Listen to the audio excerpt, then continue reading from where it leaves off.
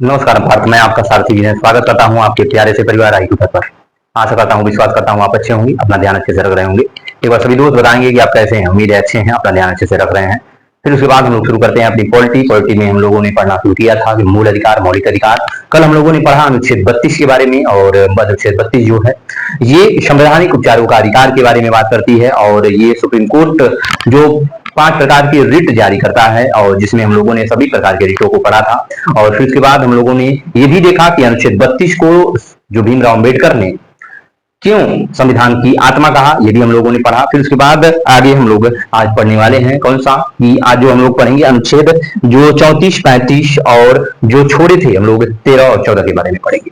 ठीक है, और फिर उसके बाद आगे बढ़ जाते हैं हम लोग। ठीक है, एक बार मैं आपसे फिर कहना चाहूंगा कि आइए थोड़ा सा आप देखिए, और कंटेंट अच्छा लगे तो आइए थोड़ा सा मुझे प्रोत्साहित करिए, सराहिए, और इस प्लेटफॉर्म को जो थोड़ा सा सपोर्ट करिए, थोड़ा सा ईंधन दीजिए। एक सब्सक्राइब आपका कुछ नहीं होगा, लेकिन हाँ, एक जो तिनका होता है वो आग को थोड़ा सा एनर्जी देता है। उसी तरह मुझे भी आपकी एक एनर्जी की जरूरत है, और मुझे आपकी सपोर्ट की जरूरत है। आप मुझे सपोर्ट करोगे तो थोड़ा सा मेरे अंदर कॉन्फिडेंस आएगा, और कॉन्फिडेंस आएगा तो मैं आपको बेहतर वादा करता हूं कि आपको बेहतर से बेहतर कंटेंट प्रोवाइड करूंगा। ठीक है, आइए शुरू करते हैं अपना भाग 3 मूल अधिकार के बारे में। आज खत्म हो जाएगा हमारा भाग 3, आज खत्म हो जाएगा।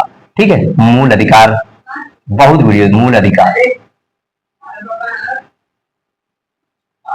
अगर लंबी वीडियो में बनाया होता तो ये 2 से 3 टॉपिक में, 2 से 3 वीडियो में खत्म हो गया होता, लेकिन मैं नहीं चाहता था कि आपको लंबी वीडियो मिले और आप जैसे ही देखें स्किप कर दें। ठीक है, इसलिए मैं छोटी छोटी वीडियो बनाया ये, ताकि आप देखो और उसको आप 1-2 अनुच्छेद उसको याद करो, फिर उसके बाद कल फिर ऐसे ऐसे हम लोगों ने आज मूल अधिकार को खत्म कर देना है। ठीक है, आज अनुच्छेद हम लोग 4 जो इसके बारे में 34 के बारे में, आर्टिकल 34 के बारे में पढ़ेंगे। आर्टिकल 34 क्या कहता है? सैन्य शासन की बात करता है। आर्टिकल जो 34 के बारे में कहता है, सैन्य शासन की बात करता है। सैन्य शासन, सैन्य शासन आपको देखा होगा कि कहीं हल्ला हो जाता है, कहीं दंगा हो जाता है, कहीं कहीं कुछ हो जाता है, तो वहां पे सेना जाकर के अब जो शासन करने लगती है। तो वहां पे अगर शासन हो रहा है तो आपकी अधिकारों की क्या बात, वहां पे आपके अधिकारों की छूट होगी कि नहीं होगी, ये बात करता है, जिसे मार्शल लॉ कहा जाता है। ठीक है, मार्शल लॉ कहा जाता है, जिसे जिसे martial law, martial law, martial law की बात किया जाता है। मार्शल लॉ, इसमें क्या बात होती है वो हम देख लेते हैं। कहीं सेना द्वारा, कहीं कहीं सेना द्वारा कहीं सेना द्वारा शांति स्थापित करने के लिए, शांति स्थापित करने के लिए,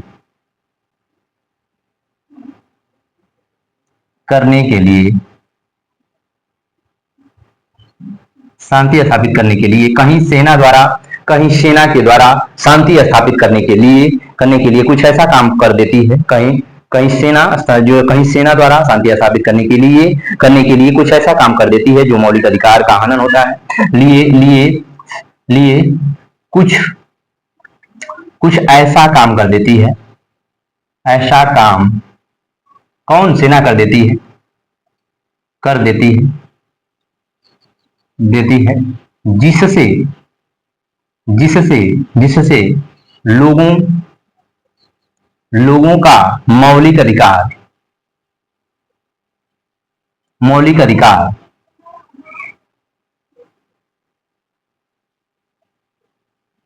मौलिक अधिकार का हनन होता है, हनन होता है, जिससे लोगों का मौलिक अधिकार का हनन होता है, हनन होता है। तो उस स्थिति में संसद विधि बनाकर उसे मना कर सकती है।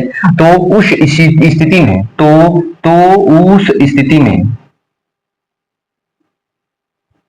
उस स्थिति में संसद संसद विधि बनाकर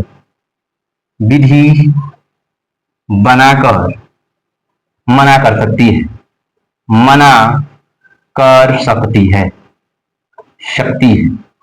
मना कर सकती है। ये आपको मैंने लिखा तो आपको समझ नहीं आया होगा। मैं 100% बता रहा हूं कि मैंने आपको लिख दिया है, लेकिन आपको समझ नहीं आया होगा कि आप कह क्या रहे हो। तो कहीं कहीं आप देखते होगे, कहीं आप देखते होगी कि कहीं गोली चल जाती है या कुछ दंगा हो जाता है, फसाद हो जाता है, तो वहां पे क्या उस दंगे को वहां पे शांति स्थापित करने के लिए कहीं आप देखते हो कि कहीं आतंकवादी आ जाते हैं किसी गांव में, किसी शहर में, तो वहां पे जो शांति स्थापित करने के लिए सेना आ जाती है और वहां पे सेना क्या कर्फ्यू लगा देती है। सेना क्या करती है, गांव के बाहर, गांव के थोड़ा सा अंदर वो क्या करती है, चारों तरफ जो खड़ी हो जाती है, ठीक है। और वहां पे जब लोग बाहर निकलते हैं तो उनसे क्या करती है, वो छानबीन करती है, उनसे पूछताछ करती है, उनकी जांच करती है, कभी कभी तो उनको जाने नहीं देती है।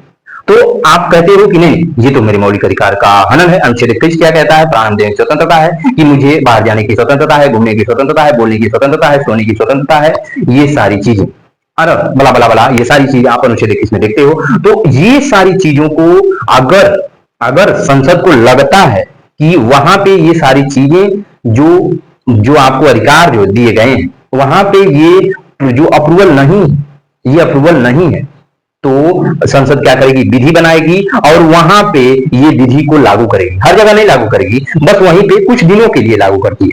उसे ही क्या कहा जाता है, सैन्य शासन के, जो सैन्य शासन के दौरान आपके मौलिक अधिकार का जो हनन होता है, आपको लगता है हनन हो रहा है, उसे विधि बना करके संसद आपको लागू करेगी कि ये आपका मौलिक अधिकार है, ठीक है, लेकिन यहाँ पे शांति स्थापित करने के लिए ये सारी चीजें आपको सुरक्षित करने के लिए लगाई गई हैं, जिससे आपको ये मौलिक अधिकार का, आपके मौलिक अधिकार का हनन नहीं है, ये एक विधिक अधिकार बनाया जा चुका होता है।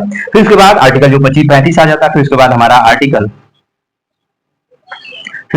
आर्टिकल आ जाता है कौन, 35। आर्टिकल 35 आ जाता है, और आर्टिकल 35 में क्या कहा गया है ये हम देख लेते हैं। भारतीय संसद के पास विधि निर्माण का कार्य करने का अधिकार होता है। क्या कहता है कि भारतीय संसद के पास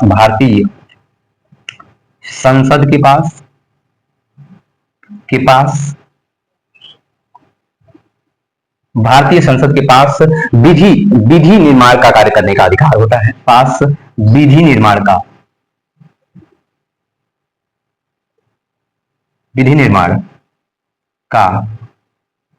कार्य करने का अधिकार होता है, करने का अधिकार होता है,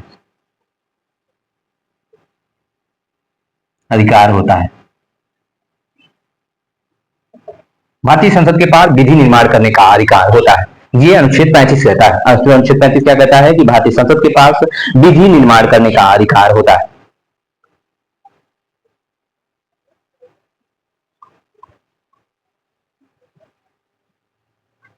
ये क्या कर सकता है कि मौलिक अधिकार को रोकने के लिए और मौलिक अधिकार को लागू करने के लिए ये होती है, संसद होती है। इसके पास क्या होता है, मौलिक अधिकार का उल्लंघन करने पर, देखो देखो क्या कहता है कि मौलिक अधिकार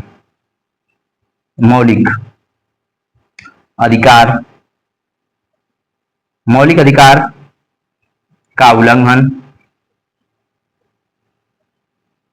करने मौलिक अधिकार का उल्लंघन करने पर, मौलिक अधिकार का उल्लंघन करने जो है, मौलिक अधिकार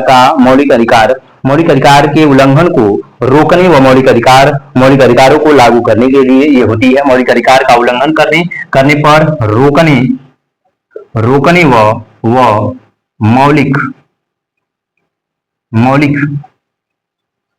अधिकारों को लागू करने के लिए होता है। करने के लिए संसद होती है। लागू करने के लिए संसद के पास अधिकार है। लागू करने का अधिकार संसद के पास है, संसद के पास होता है। अगर कोई मौलिक अधिकार का उल्लंघन कर रहा है तो उसको रोक भी सकती है। अगर कोई किसी मौलिक अधिकार को लागू करना है, उसका अधिकार भी हमारे संसद के पास होता है, और बीच में हम लोगों ने किसको छोड़ा था, अनुच्छेद 13 को छोड़ दिया था, वो देख लेते हैं। आर्टिकल 13, अनुच्छेद 13 क्या कहता है, ये भी देख लेते हैं कि फर्स्ट, अनुच्छेद 13 का फर्स्ट जो है आपका यहीं पे देख लेते हैं कि ये क्या कह रहा है कि संविधान के लागू होने से पहले यदि कोई कानून संविधान के लागू होने से पहले यदि कोई कानून यदि कोई कानून विधि है, क्या कह रहा है? तो संविधान लागू होने के पहले यदि कोई कानून, संविधान लागू होने से पहले का यदि कोई कानून, संविधान लागू होने से पहले यदि कोई कानून विधि है तो मौलिक अधिकार का उल्लंघन करता है। यदि कोई वो विधि है, यदि वो कानून विधि है जो मौलिक अधिकारों का उल्लंघन करता है, यदि वो विधि है जो मौलिक अधिकारों का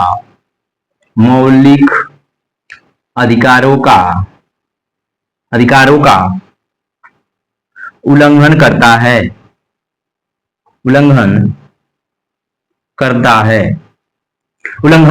है। यदि संविधान के लागू होने से पहले यदि कोई कानून विधि है जो मौलिक अधिकारों का उल्लंघन करता है, तो वह मौलिक अधिकार मौन हो जाएगा। वह मौलिक अधिकार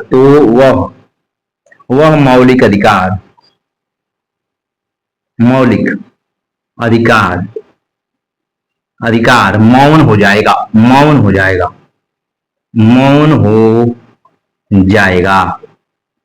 ठीक है, मौन हो जाए, शांत हो जाएगा। ठीक है, एक बार फिर मैं इसको समझाता हूं आपको। ठीक है, अनुच्छेद 13 ये कह रहा है आपसे कि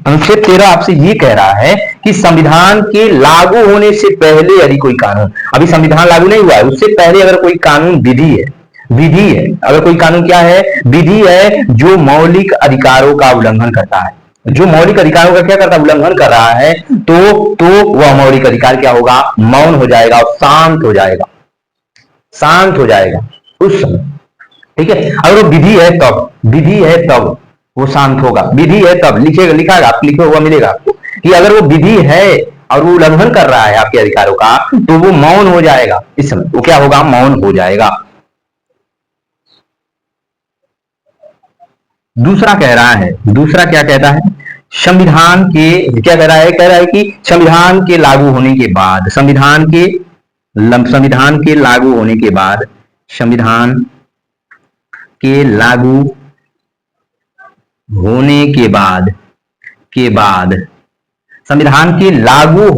बाद भी कोई ऐसी विधि,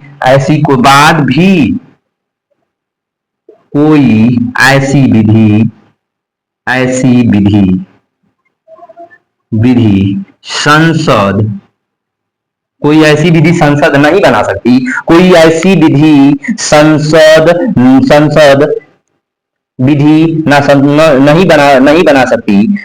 नहीं बना सकती। जो विधि संसद नहीं बना सकती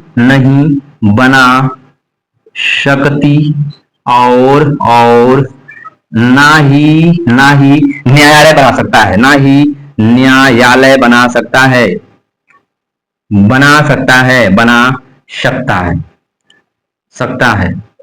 ना ही न्यायालय बना सकता है जो किसी नागरिक के मौलिक अधिकारों का हनन करे। जो नागरिक न्यायालय बना सकता है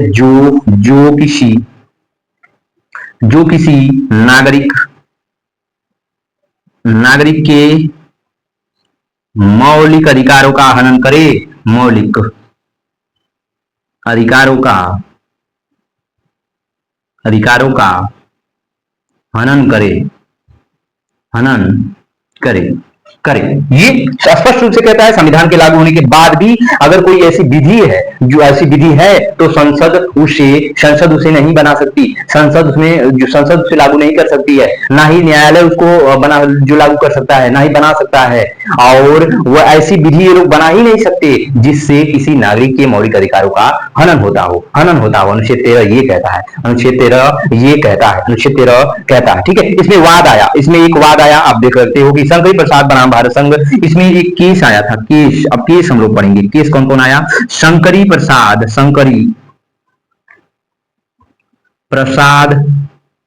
बनाम भारत संघ आया था। शंकरी प्रसाद बनाम भारत संघ, ये वाद आया था, ये केस आया। इसमें क्या कहा, इसमें संसद कहता है 1951 में आया था, ये 1951 में आया था, ये 1951 में आया था। शंकरी प्रसाद बनाम भारत संघ 1951 में ये वाद आता है। और इसमें इसमें हमारी संसद, हमारी जो संसद क्या कहती है, संसद क्या कहती है कि संसद विधि संविधान संशोधन करके मौलिक अधिकारों को रोक सकती है। इसमें संसद क्या कहती है, इसमें संसद कहती है कि संविधान संशोधन करके, संसद जो इसमें कहती है कि संसद संसद सुप्रीम कोर्ट कहता है, संसद नहीं कहती है, सुप्रीम कोर्ट कहता है, सुप्रीम कोर्ट कहता है कि संसद जो है संविधान संशोधन करके, संविधान संशोधन करके, संशोधन करके करके मौलिक अधिकारों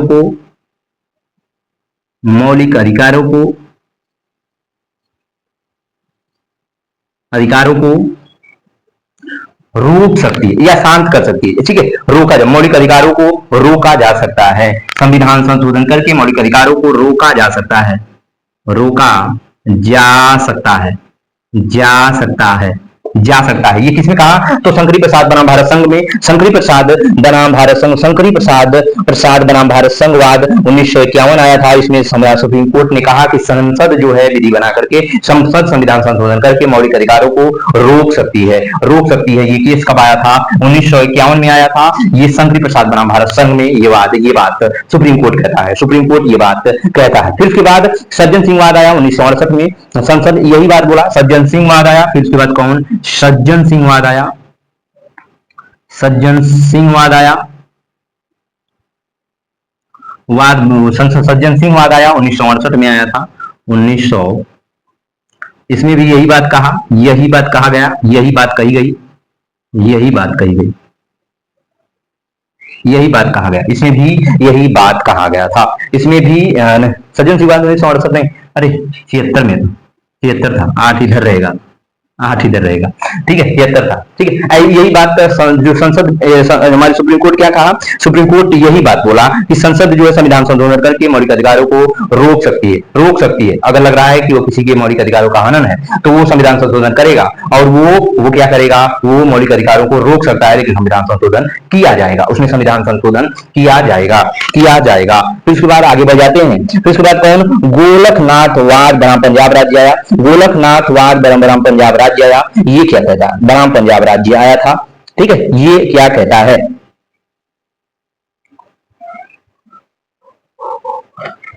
गोलकनाथ बनाम भारत संघ आया, कौन, गोलकनाथ बनाम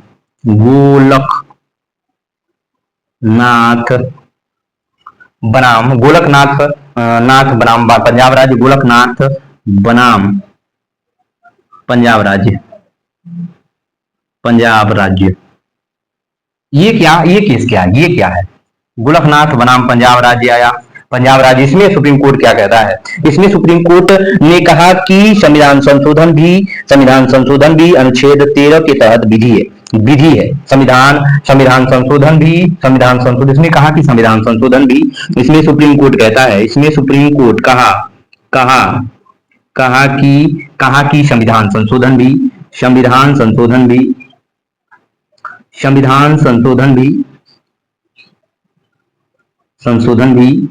भी अनुच्छेद आर्टिकल 13 के तहत विधि है, अनुच्छेद 13 के तहत एक विधि है, एक क्या है, विधि है, तहत क्या है, विधि है। अतः संसद संविधान संशोधन भी मौलिक अधिकार का उल्लंघन है। अतः संसद के द्वारा संविधान संशोधन भी मौलिक अधिकारों का उल्लंघन है। अतः इसमें कहा गया कि अतः संविधान संशोधन भी, अतः संसद द्वारा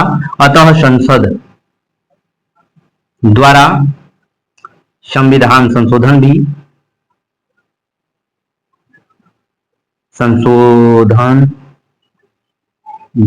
मौलिक अधिकार का उल्लंघन है। संविधान संशोधन भी मौलिक अधिकारों का उल्लंघन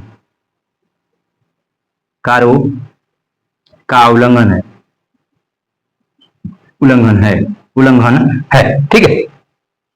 इसमें सुप्रीम कोर्ट ने ये बात कही थी, ठीक है। संविधान संशोधन अनुच्छेद 368 के तहत आर्टिकल 13 का उल्लंघन नहीं है, यहीं पे नोट करके लिखिएगा, यहीं पे नोट करो, नोट की संविधान संशोधन